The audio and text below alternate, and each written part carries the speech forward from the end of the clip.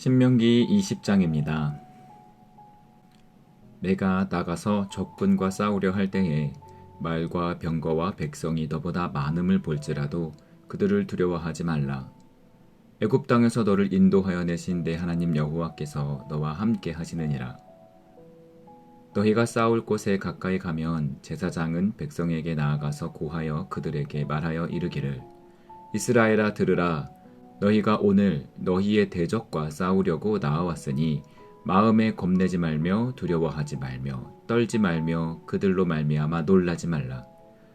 너희 하나님 여호와는 너희와 함께 행하시며 너희를 위하여 너희 적군과 싸우시고 구원하실 것이라 할 것이며, 책임자들은 백성에게 말하여 이르기를, 새 집을 건축하고 낙성식을 행하지 못한 자가 있느냐? 그는 집으로 돌아갈지니 전사하면 타인이 낙성식을 행할까 하노라.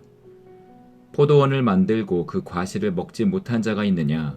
그는 집으로 돌아갈지니 전사하면 타인이 그 과실을 먹을까 하노라.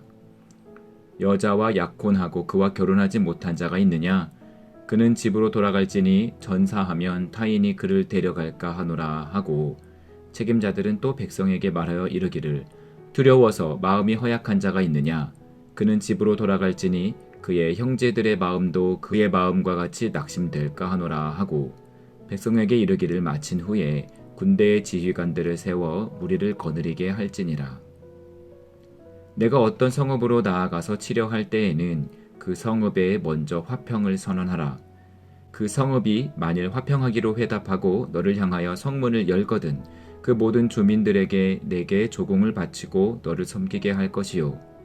만일 너와 화평하기를 거부하고 너를 대적하여 싸우려 하거든 너는 그 성읍을 애워쌀 것이며, 내 하나님 여호와께서 그 성읍을 내 손에 넘기시거든 너는 칼날로 그 안에 남자를 다 쳐 죽이고, 너는 오직 여자들과 유아들과 가축들과 성읍 가운데에 있는 모든 것을 너를 위하여 탈취물로 삼을 것이며, 너는 내 하나님 여호와께서 내게 주신 적군에게서 빼앗은 것을 먹을지니라. 내가 내게서 멀리 떠난 성읍들 곧 이 민족들에게 속하지 아니한 성읍들에게는 이같이 행하려니와, 오직 내 하나님 여호와께서 내게 기업으로 주시는 이 민족들의 성읍에서는 호흡 있는 자를 하나도 살리지 말지니, 곧 헷 족속과 아모리 족속과 가나안 족속과 브리스 족속과 히위 족속과 여부스 족속을 내가 진멸하되 내 하나님 여호와께서 내게 명하신 대로 하라. 이는 그들이 그 신들에게 행하는 모든 가증한 일을 너희에게 가르쳐 본받게 하여 너희가 너희의 하나님 여호와께 범죄하게 할까 함이니라. 너희가 어떤 성읍을 오랫동안 애워싸고 그 성읍을 쳐서 점령하려 할 때에도 도끼를 둘러 그곳의 나무를 찍어내지 말라. 이는 너희가 먹을 것이 될 것임이니 찍지 말라. 들의 수목이 사람이냐? 너희가 어찌 그것을 애워싸겠느냐?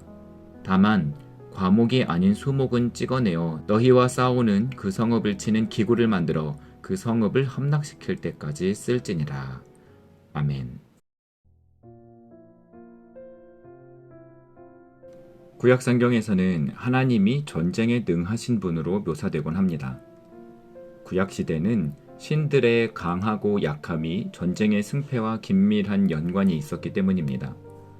오늘날에야 사람들이 평화나 인권의 가치를 중시하기에 하나님을 평화의 하나님으로 인식하지만, 당시엔 신에게 있어 능력의 크고 작음보다 중요한 것은 없었습니다. 그러니 진멸하라는 명령은 이상한 것이 아니었습니다. 신명기 20장에는 전쟁을 대하는 하나님의 특별한 관점이 기록되어 있습니다. 전쟁에서 승리케 하시는 하나님을 보면 이방인들이 섬기는 다른 신들과 다를 바가 없어 보이지만, 전쟁을 바라보시는 하나님의 시선은 완전히 다릅니다. 이스라엘의 전쟁에는 특이한 점이 있습니다. 첫째, 군사 중에 미련이 있는 사람과 두려워하는 사람을 집으로 돌려보냈습니다. 이들은 오히려 다른 군사들의 사기를 떨어뜨릴 수 있기 때문입니다. 하나님은 군사의 많고 적음, 무기 성능의 좋고 나쁨으로 전쟁의 승패가 결정된다고 말씀하시지 않습니다. 이스라엘보다 상대국이 더 군인이 많다고 해서 겁먹고 두려워해서는 안 됩니다. 이스라엘이 믿어야 할 것은 그들 뒤에 하나님께서 든든히 서 계시다는 사실입니다. 하나님이 함께 하시는 군대가 승리하는 것임을 믿어야 합니다.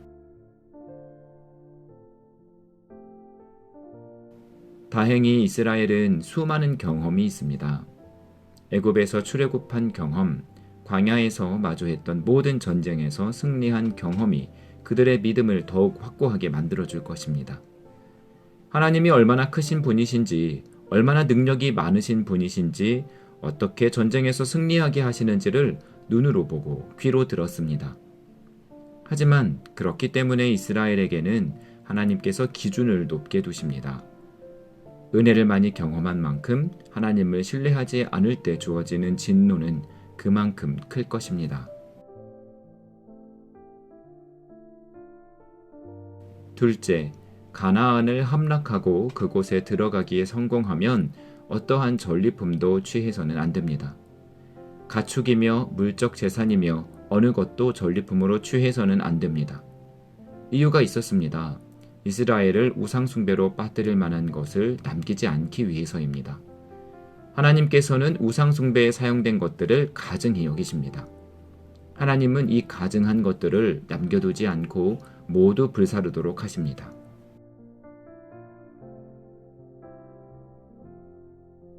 앞에 말씀드린 것과 같이 진멸하라는 명령은 당시엔 전혀 이상한 명령이 아니었습니다. 이상한 명령은 아무런 전리품도 취하지 말라는 명령입니다. 전리품 없는 전쟁은 당시로서는 너무 생소한 것이었습니다. 전리품이 바로 전쟁의 목적이고 승리의 증거이니 말입니다.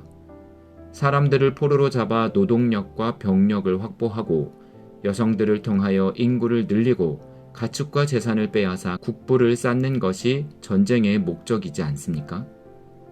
가나안이 아닌 먼 민족과의 전쟁에서는 이스라엘도 전리품을 취할 수 있었습니다. 반면 가나안 정복은 전리품이 목적이 아닙니다. 하나님의 백성들이 터잡고 살 땅이 목적입니다.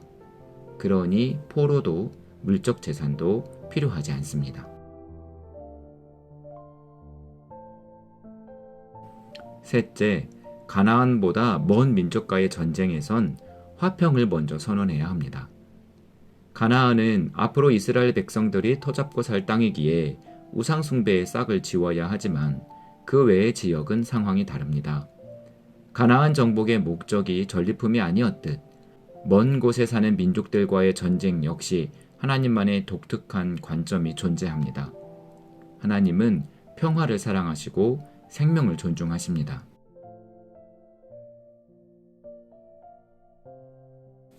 전쟁에 능하신 하나님은 구약시대엔 하나님을 대표하는 이미지가 될 수 있었을지 몰라도 오늘날엔 오히려 폭력적인 하나님으로 이해될 수 있습니다.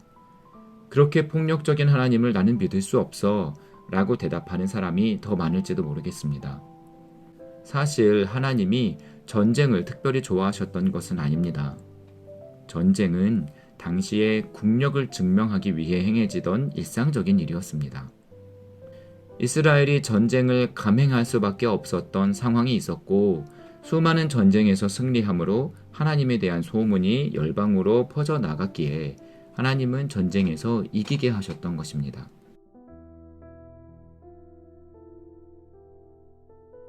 신명기 20장에서 우리가 새롭게 알게 되는 사실은 전쟁에 능하신 하나님이 아닙니다. 전쟁을 대하시는 하나님의 시선을 통해 평화를 사랑하시는 하나님을 볼 수 있었습니다.